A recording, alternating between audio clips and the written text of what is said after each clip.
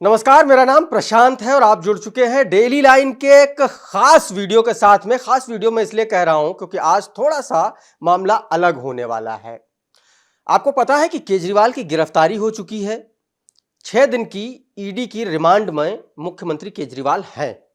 तमाम तरीके की कयासबाजी चल रही है, प्रदर्शन हो रहे हैं, विपक्ष लामबंद हो रहा, दिल्ली में प्रोटेस्ट, कलकत्ता में प्रोटेस्ट, यूपी में प्रोटेस्ट, हर जगह प्रोटेस्ट हो रहे हैं।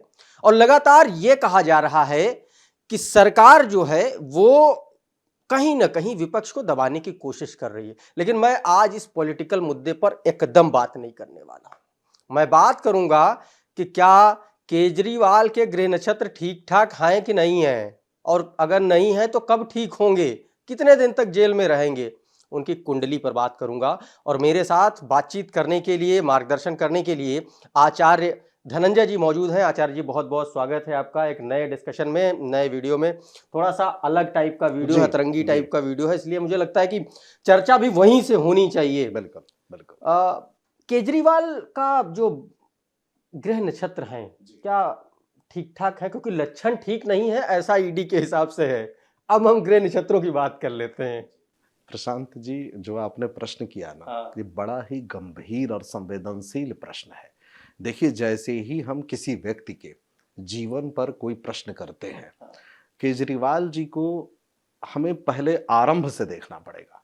और आरंभ से देखने का कहने का मेरा अर्थ ये है कि हम लोगों के पास जो आधार होता है, ज्योतिष शास्त्र का आधार होता है, और उसमें जो मूल तत्व होता है वो जन्म कुंडली होती है। इनकी जो जन्म कुंडली मेरे पास उपलब्ध है, मुझे नहीं मालूम, चूंकि इनके परिवार के सदस्यों से वो उपलब्ध नहीं हुई है, सामान्यतः कहीं कहीं किसी किसी के माध्यम से या इंटरनेट के माध्यम से ये जन्म कुंडलियां, जी बिल्कुल, ये जो जन्म कुंडली मेरे पास उपलब्ध है, ये वृष लग्न की जन्म कुंडली है। और ये जो विवरण मेरे पास उपलब्ध है, इसके आधार पे मैं कुछ चीजें पहले विस्तार से पीछे से कहना चाहता हूं। देखिए, इनके जन्म के समय से लग्नेश शुक्र की जो स्थिति बन रही थी चतुर्थ भाव में, इसका मतलब यह था कि ऐश्वर्य की प्राप्ति इनको होनी ही है। और जाहिर सी बात है, जब हम राजनैतिक संदर्भों में देखते हैं तो मुख्यमंत्री बनना, और एक बार नहीं, भारत की राजनीति में बड़े गंभीर रूप में जो कार्यकर्ता काम करते हैं, हम सब लोग देखते रहते हैं, हम सब समाज में अलग अलग क्षेत्रों में काम करते हैं।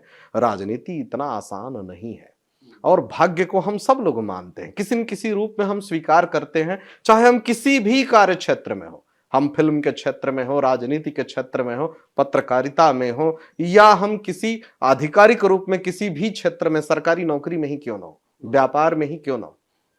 अब आप देखिए प्रशांत जी, जन्म से जो राजयोग इनकी कुंडलियों में है, ऐसा तो है नहीं कि इतनी बड़ी परीक्षा निकाल लेना।